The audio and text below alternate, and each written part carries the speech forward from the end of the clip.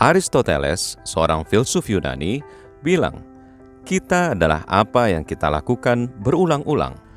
Kesuksesan kita capai bukan karena satu tindakan, tapi karena kebiasaan, alias good habits.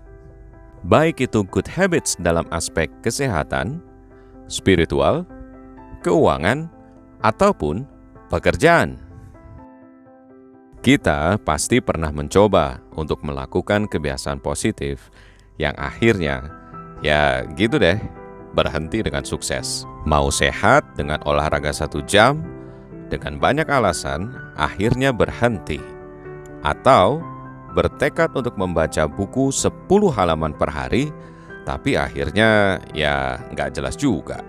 Stephen Guys dalam buku Mini Habits mengatakan, kalau big intentions are worthless if they don't bring results.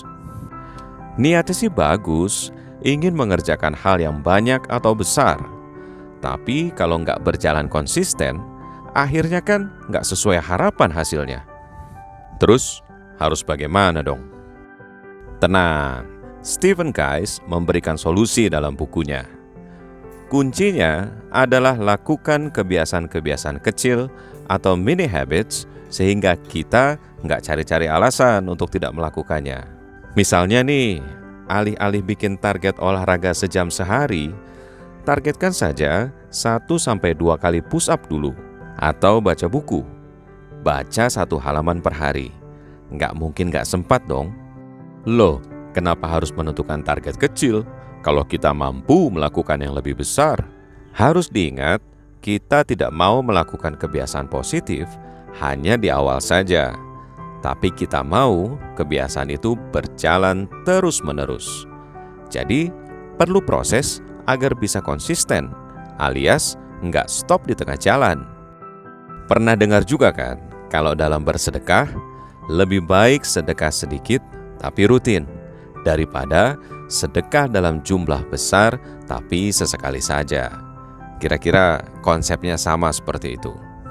James Clear dalam buku tenarnya The Atomic Habits menjelaskan, jika kita bisa 1% saja lebih baik setiap harinya, maka dalam setahun kita akan menjadi lebih baik 37 kali. Wow! Ketika kita secara rutin mengulang sebuah perilaku atau aktivitas, maka otak kita belajar untuk mengotomasi proses. Tujuan menciptakan kebiasaan adalah untuk merubah otak kita dengan cara repetisi atau pengulangan. Ya, kata kunci dari membangun habit adalah repetisi. Lalu, kapan kita boleh meningkatkan intensitas habit kita? Misalnya, tadinya hanya membaca 1 halaman per hari, kapan kita bisa menambah halaman? Kita bisa melakukannya saat aktivitas rutin tersebut memang sudah jadi habit.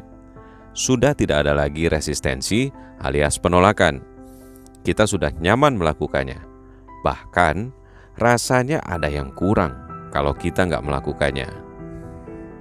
Bicara soal good habits, ada yang menarik di buku Make Your Bed dari Admiral William H. McRaven, seorang perwira pasukan khusus Angkatan Laut Amerika Serikat. Dia bilang, kalau mau mengubah hidupmu atau bahkan dunia, mulailah dengan membereskan tempat tidurmu. Apa? Iya, membereskan tempat tidur menjadi tugas pertama kita di pagi hari. Dengan menyelesaikan tugas pertama ini dengan baik, akan berdampak positif untuk kepercayaan diri dalam mengerjakan tugas lain di hari itu. Oke, jadi gimana cara yang benar memulai good habits? Tuliskan kebiasaan baik apa yang mau kita lakukan. Ingat ya, harus ditulis. Tuliskan kapan kita akan melakukannya, di mana tempatnya, dan tulis juga mengapa kita mau menjadikan aktivitas itu jadi kebiasaan kita. Apa sih pentingnya untuk kita? Misalnya, kenapa kita mau membangun kebiasaan olahraga jalan kaki atau jogging tiap pagi selama 15 menit? Kenapa kita bertekad harus sedekah pagi setiap hari? Kenapa kita mau mulai berhemat dan mulai menabung atau berinvestasi setiap bulan? Atau kenapa kita harus mengaji satu halaman dan membaca artinya setiap hari? Hal yang juga baik adalah memberikan reward buat diri sendiri jika sudah mencapai titik tertentu. Ingat, rewards encourage repeat behavior. Melakukan good habits tidak ada garis finishnya. Jangan pernah berhenti. Mulai dari kebiasaan kecil, tapi terus, dan terus. Tetap semangat ya. You can do it. Terima kasih ya sudah menonton video ini. Jangan lupa klik like, subscribe, dan komen ya. Sampai jumpa di video berikutnya.